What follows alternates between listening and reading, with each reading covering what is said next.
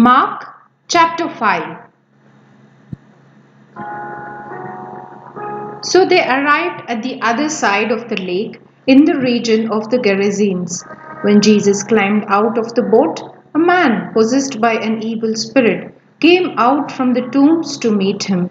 This man lived in the burial caves and could no longer be restrained, even with a chain.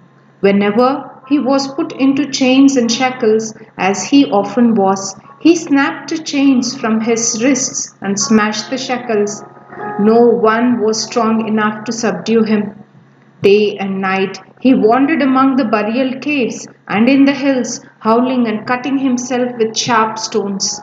When Jesus was still some distance away, the man saw him, ran to meet him, and bowed low before him. With a shriek, he screamed, "Why are you interfering with me, Jesus, Son of the Most High God? In the name of God, I beg you, don't torture me." For Jesus had already said to the spirit, "Come out of the man, you evil spirit." Then Jesus demanded, "What is your name?" And he replied, "My name is Legion, because there are many of us inside this man." Even the evil spirits begged him again and again not to send them to some distant place. There happened to be a large herd of pigs feeding on the hillside nearby. "Send us into those pigs," the spirits begged. "Let us enter them." So Jesus gave them permission. The evil spirits came out of the man and entered the pigs, and the entire herd of about 2,000 pigs plunged down the steep hillside into the lake and drowned in the water. The herdsmen fled to the nearby town and the surrounding countryside, spreading the news as they ran. People rushed out to see what had happened. A crowd soon gathered around Jesus, and they saw the man who had been possessed by the legion of demons. He was sitting there, fully clothed and perfectly sane, and they were all afraid.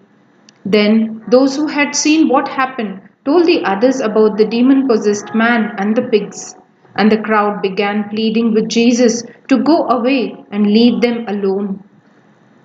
Jesus got into the boat again and went back to the other side of the lake, where a large crowd gathered around him on the shore.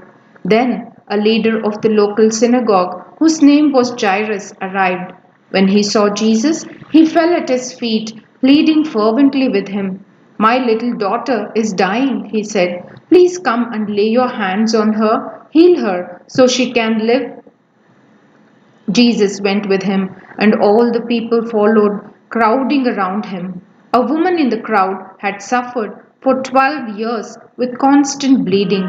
She had suffered a great deal from many doctors, and over the years she had spent everything she had to pay them, but she had gotten no better. In fact, she had gotten worse. She had heard about Jesus, so she came up behind him through the crowd and touched his robe. For she thought to herself, "If I can just touch his robe, I will be healed." Immediately, the bleeding stopped, and she could feel in her body that she had been healed of her terrible condition. Jesus realized at once that healing power had gone out from him. So he turned around in the crowd and asked, "Who touched my robe?" His disciples said to him, "Look at this crowd pressing around you. How can you ask who touched me?" But he kept on looking around to see who had done it. Then the frightened woman, trembling at the realization of what had happened to her, came and fell to her knees in front of him and told him what she had done. And he said to her, "Daughter, your faith has made you well. Go in peace, your suffering is over." While he was still speaking to her, messengers arrived from the home of Jairus, the leader of the synagogue. They told him, "Your daughter is dead. There's no use troubling the teacher now." But Jesus overheard them and said to Jairus, "Don't be afraid, just have faith." Then Jesus stopped the crowd and wouldn't let anyone go with him except Peter, James, and John, the brother of James.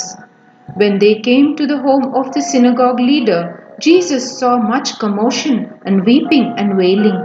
He went inside and asked, "Why all this commotion and weeping? The child isn't dead, she is only asleep." The crowd laughed at him, but he made them all leave, and he took the girl's father and mother and his 3 disciples into the room where the girl was lying. Holding her hand, he said to her, "Talitha cum," which means, "Little girl, get up." And the girl, who was 12 years old, immediately stood up and walked around. They were overwhelmed and totally amazed. Jesus gave them strict orders not to tell anyone what had happened, and then he told them to give her something to eat.